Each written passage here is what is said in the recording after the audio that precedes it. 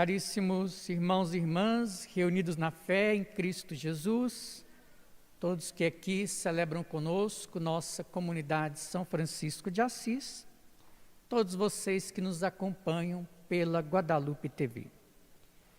Deus é o Senhor da vida, tudo fez, criou, nos concedeu esse dom, bem como o cuidado, e Deus deseja que esse próprio dom da vida frutifique e possa encontrar o sentido marcado desde sua origem. A vida é dom de Deus, a vida é marcada por Deus e Deus deseja que essa vida frutifique no próprio Senhor. Deus, o Senhor, que é eterno, chama-nos, portanto, a viver na imortalidade, a viver para Deus, pois só em Deus podemos passar dessa existência, inclusive pela própria morte, quando em Deus cremos, esperamos e nele podemos alcançar a salvação. Deus, portanto, deseja, oferta a salvação.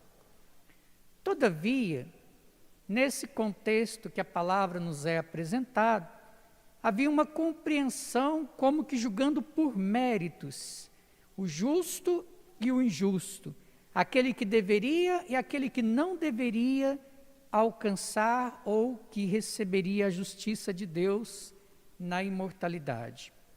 Então, a palavra da sabedoria desse livro nos apresenta justamente: a vida é para Deus, a morte vem por inveja do diabo. Então, acolher esta graça, viver para o Senhor, crer e esperar que em Deus possamos todos, ao passar pela morte, sermos também agraciados pelo dom da imortalidade. Assim, essa oferta é feita a todos. O desejo de Deus é de salvar. E aqueles que assim acolhem, professam, reconhecem, vivem esse dom, portanto, podem, na sua própria experiência e também na esperança frente aos outros, crer e esperar em Deus por esse próprio dom da imortalidade.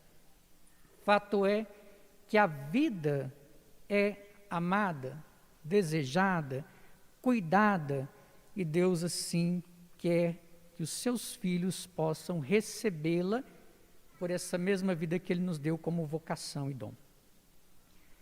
O Evangelho, por sua vez, nos apresenta com outro enfoque também um valor do próprio dom da vida. Ora, no Evangelho nós temos uma introdução que nos apresenta o pedido de Jairo para que Jesus possa impor as mãos a fim de curar a sua filha. Frente a esse pedido, o Evangelho introduz uma mensagem, interrompe esse pedido e introduz uma mensagem por meio desta mulher que está sangrando há 12 anos. E então essa mulher fica sabendo de Jesus. No meio de uma multidão, vai ao encontro de Jesus e deseja ao menos tocar a sua veste. E assim ela faz, toca a veste de Jesus, e Jesus quer saber quem lhe tocou. Os discípulos ficam pasmos com isso, porque em meio a toda uma multidão, querer que o mestre possa reconhecer aquela pessoa que o procura. Ora, na multidão não temos nome, não temos identidade, não temos rosto, não temos uma história, somos multidão. E multidão se perde na massa. Jesus quer ir além de uma multidão que o cerca.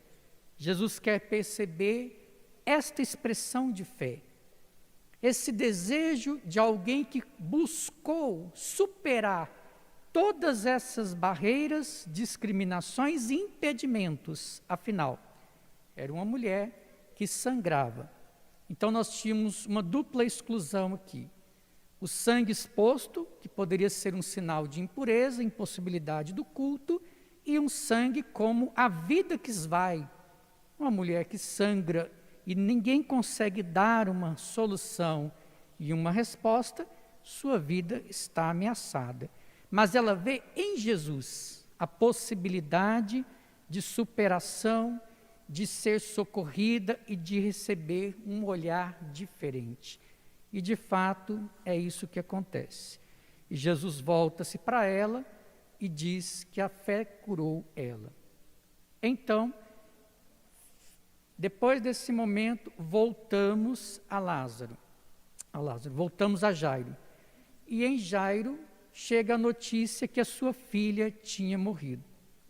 Então, quando muitos começam ali a zombar que Jesus quer ir, quer manifestar a sua presença e sua palavra, Jesus vai com um grupo agora restrito. A multidão não é capaz de acolher e reconhecer esse dom, somente aqueles que participam e adentram nessa experiência do encontro com Jesus podem estar com Ele, porque só eles podem, de fato, reconhecer e crer o sinal do Senhor. E assim Jesus o faz. Diante da menina, diz a ela, Talita cum. O verbo que quer evocar no seu original, e a tradução nos diz, menina, levanta-te, levantar. O verbo que associa-se ao verbo da ressurreição. Levantar, condição da vida nova, condição da acolhida e na fé no Mestre Senhor, aquele que foi levantado da terra, aquele que morto foi ressuscitado, levantado. Portanto, é uma evocação do sentido da fé naquele que tem vida nova, para uma menina que tinha 12 anos. E aqui as relações que são estabelecidas para esses dois casos. A senhora tinha 12 anos que sangrava, então já no declinar da sua vida, a menina no emergir da sua vida, 12 anos, ambos os casos da vida ameaçada à vida valorizada, à vida reconhecida, ao sentido da fé, seja de Jairo, seja dessa mulher que procura Jesus, ao menos para impor as mãos ou ser tocado. Em ambos os casos, há um reconhecimento da presença, da fé, do sentido daquele que pode dar uma palavra de vida, de salvação, que pode restabelecer de uma condição, tantas vezes de dor, de sofrimento, e pode abrir as portas desse caminho de fé. Afinal, a menina anda, a menina come, então ela se restabelece no seu sentido integral. Também chama a atenção o fato de ser duas mulheres. E a mulher, ela é também um símbolo daquela que pode gerar vida. E gerar nesse sentido da vida valorizada, da vida reconhecida, do dom que Deus, em primeiro lugar, é o autor, mas que concedeu essa graça às mulheres e, portanto, daquela que inclusive estava impossibilitada, da outra que é criança, da adolescência, como um sinal possível da vida nova que se pode restabelecer no encontro com o Senhor. Vida valorizada, vida reconhecida. Por isso, sempre no coração do Evangelho está o valor da vida. E não diferente, em todos os tempos, os cristãos devem anunciar, testemunhar e, inclusive, denunciar quando a vida está ameaçada. Pois a vida é esse dom do Senhor, que tantas vezes as condições sociais, econômicas, políticas desvalorizam, diminuem o próprio valor e a existência de cada um. Jesus é aquele que reconhece a singularidade, o valor, aquele que abre as portas para a vida nova, para o dom da salvação. E nós, infelizmente, passamos a marca de mais de 500 mil pessoas vítimas dessa Covid, e mais triste ainda saber que muitas vidas poderiam ser zeladas, cuidadas e preservadas. O valor de cada pessoa, de cada história, de cada identidade. Como na campanha que a CNBB lançou semana passada, não são números, são identidades, são irmãos nossos, são filhos e filhas de Deus. É o dom da vida que está em questão, que deve ser amado, valorizado, protegido e cuidado. Numa outra forma, que esse dom da vida, iluminado e agraciado pelo dom da fé, também pode ser valorizado, diz-nos a segunda leitura. Tudo tendes em abundância: fé, eloquência, ciência, zelo, caridade.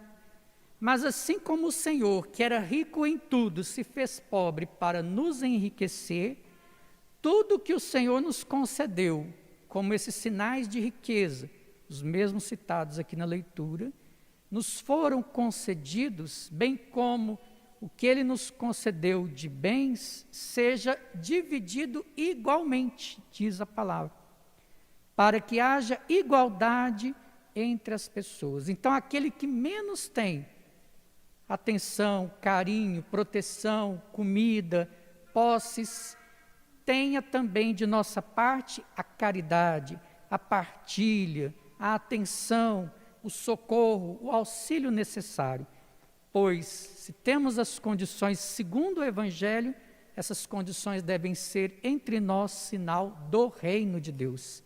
E o reino de Deus é justiça, é paz, é partilha, é igualdade entre os irmãos. E por outro lado, quem então tem e partilha, encontra naquele que às vezes menos tem a gratuidade do encontro fraterno e amoroso que Deus mesmo se manifesta nesta relação. Não à toa, muitas vezes, em muitas experiências de doação, de caridade, de vivência missionária, muitos e muitos irmãos relatam: nós pensamos que tínhamos levado algo para os outros, mas quem recebeu mais fomos nós mesmos. E é verdade. Muito mais que, por exemplo, dar uma cesta básica para a igreja, o fator fundamental dá-se no encontro com o irmão. Porque não só levamos o alimento àquele que tem necessidade, mas levamos e recebemos presença, fé, gratuidade, partilha de vidas da experiência iluminada e agraciada pelo dom da fé. Que seja sempre razão para que entre nós os sinais do reino se manifestem abundantemente.